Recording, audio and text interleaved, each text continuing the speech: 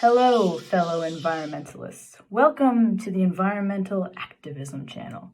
My name is Olivia, and today we're going to learn about the Great Pacific Garbage Patch and what bioaccumulation is.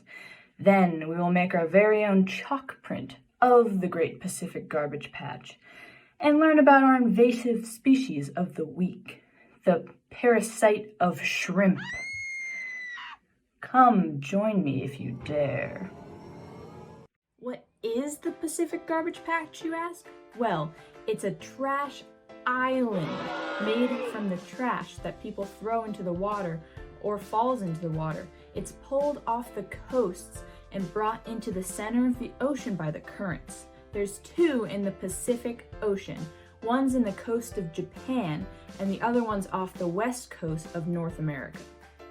Have you ever filled a bathtub with water and then pulled the drain and the water swirls and pulls more water into the center? This is how the trash clumps together and gets stuck in an island in the ocean by the current. The water in the center of the ocean is carried up the coasts of the land by water currents and wind. Then, the water spins off the edge of the coasts into the center of the ocean.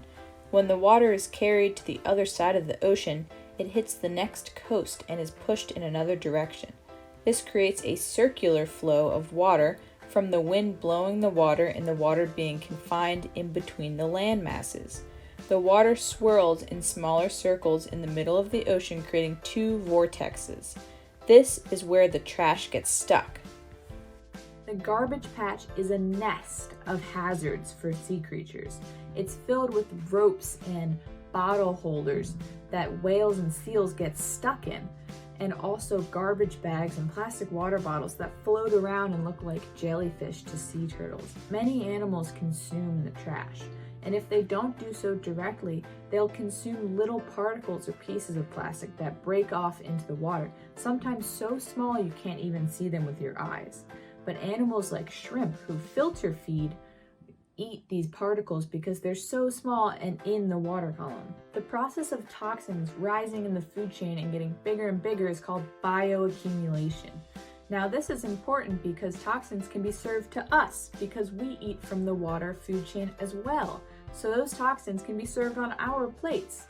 It's important to give our bodies time to get rid of the chemicals that aren't good for us. This means we should eat seafood 1 or fewer times a week. While it's still a really healthy and important food, it's important to give time in between eating it.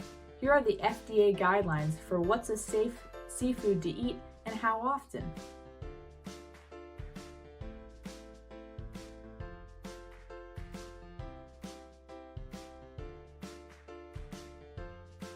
Shrimp are filter feeders, so they pass water through their mouth and eat the tiny particles inside.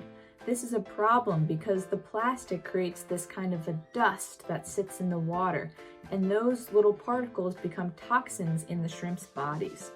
And when a bigger animal eats the shrimp, it consumes all the toxins the shrimp ate, but bigger animals eat lots of shrimp, so there's lots of toxins stored in them.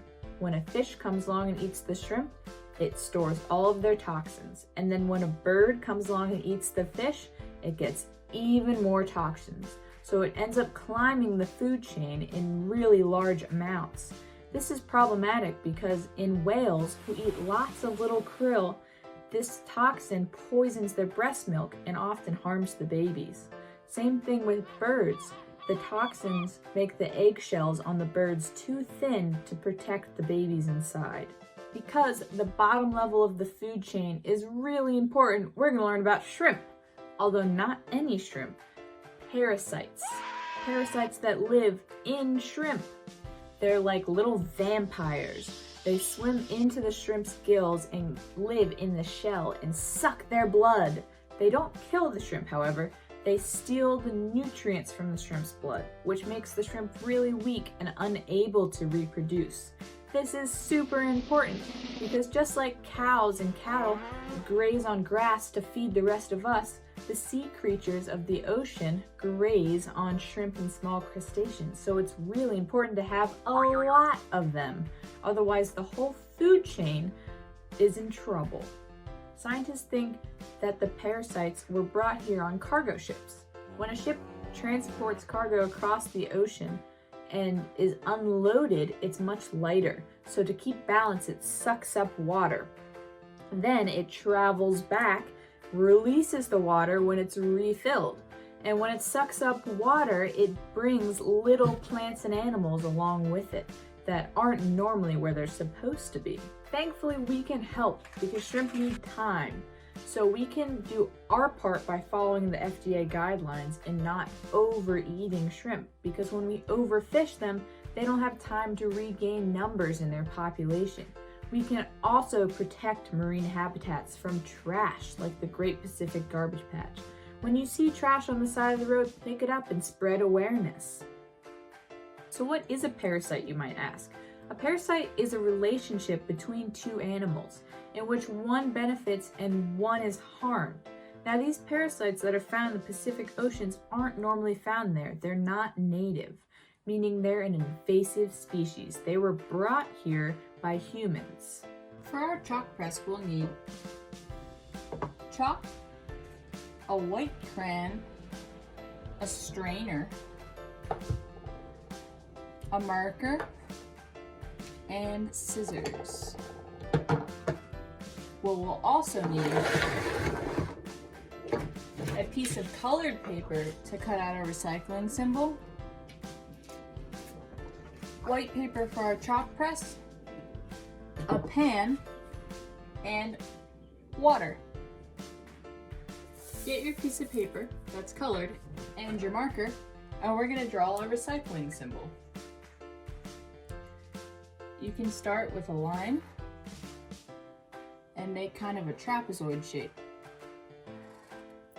Then flatten out one side, bring it up, down, and make an arrow top.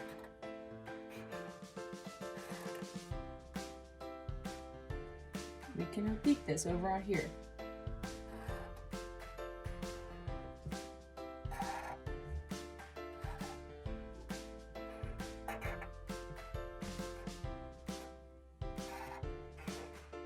One more time.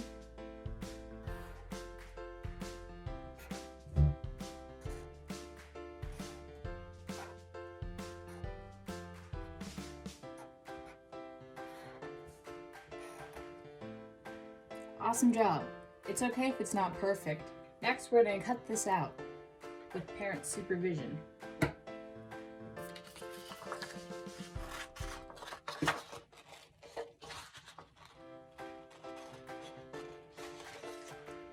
Now that you have all your pieces, we can trace it onto our white paper. If you don't want to cut out the symbol, you can trace the paper on top of your symbol.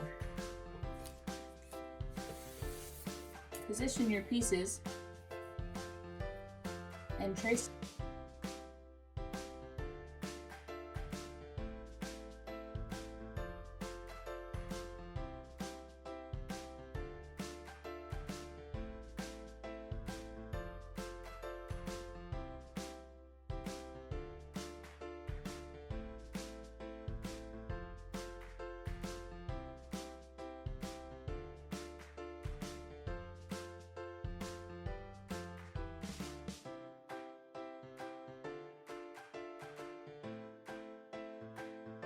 Now we're going to prepare our water, which is going to represent the Great Pacific Ocean, and the colors inside are going to be the garbage patch.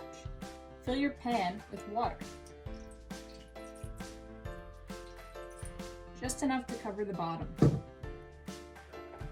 Next, take your strainer and your chalk of your favorite colors and rub the chalk on the strainer so the pieces fall into the pan.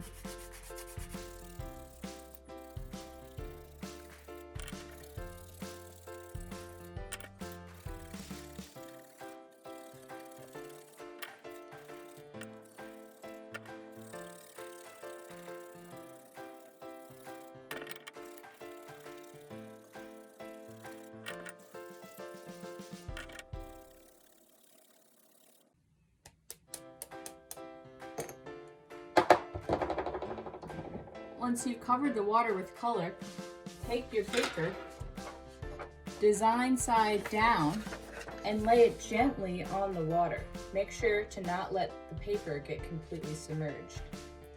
Let it sit for a few seconds and then carefully pull up your paper.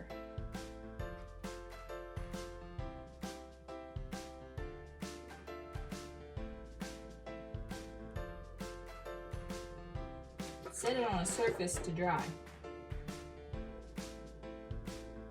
Watch as your recycling symbol comes alive. And if you need to, wipe away extra color.